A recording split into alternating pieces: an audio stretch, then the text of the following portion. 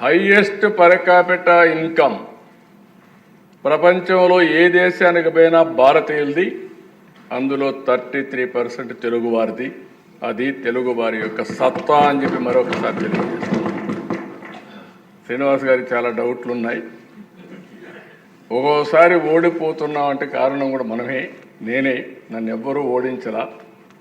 2004, 2019 నాకు కూడా అబ్సెషన్, పని పని పని అని పరిగెత్తాను. ఇది సాధించాలి, ఇది సాధించాలని. దాంతో కొద్దిగా ఎమ్మెల్యేలను సమన్వయం చేయడం కానీ, పార్టీని సమన్వయం చేయడం కానీ, పనులు చేయడంలో కొద్దిగా మనం పని ఒత్తిడి ఎప్పుడున్నా కొన్ని లాభసాలు వెళ్తాం.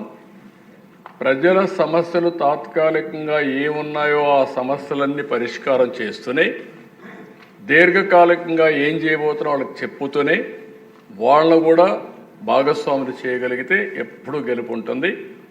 అందుకే నేను చెప్తున్నా, సూపర్ 6 చెప్పాం. మేలో తల్లికి వందనం, అందరికీ ఎంతమని చెప్పాం అంతమందికి ఇస్తాం. రైతు కోసం అన్నదాత కింద 3 ఇన్స్టాల్మెంట్లో వాళ్ళకు డబ్బులు ఇస్తాం. అదే మరి మత్స్యకారులకు కూడా జీవన వృత్తి, వాళ్ళకి పాపం ఆ సమయంలో వేటకు పోవడానికి వీలు లేదు, హాలిడే ఇస్తారు. వాళ్ళకు కూడా ఇవ్వాల్సిన 20,000 రూపాయల చొప్పులు ఇస్తాం.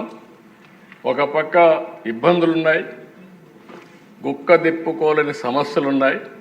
కానీ ఆ రోజు మనం ఏదైతే చెప్పామో అవి చేస్తూనే, ఇవన్నీ చేయాలంటే మళ్ళా సంపద సృష్టించాలి, ఆదాయం పెంచాలి, మళ్ళీ ఆదాయాన్ని కొంత సంక్షేమానికి ఖర్చు పెట్టాలి, మళ్ళీ ఆ డబ్బులు సంపద సృష్టించడానికి పెట్టాల్సిన అవసరం ఉంది.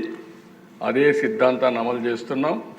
నా ఆలోచన ఒకటే, మనం శాశ్వతం కాదు, సమాజం శాశ్వతం. ఈరోజు చేసే పని భావితరాల భవిష్యత్తుని సృష్టిస్తుందని చెప్పి కూడా నేను మీకు తెలియజేసుకుంటూ, నా కళ ఒకటే, నా ఆలోచన ఒకటే, మళ్ళీ మిమ్మల్ని అందరినీ కోరుతున్నా సహకరించండి. 2047కి భారతదేశంలో నెంబర్ 1 రాష్ట్రం ఏదంటే దానికి చిరునామాగా ఆంధ్రప్రదేశ్ ఉండాలి.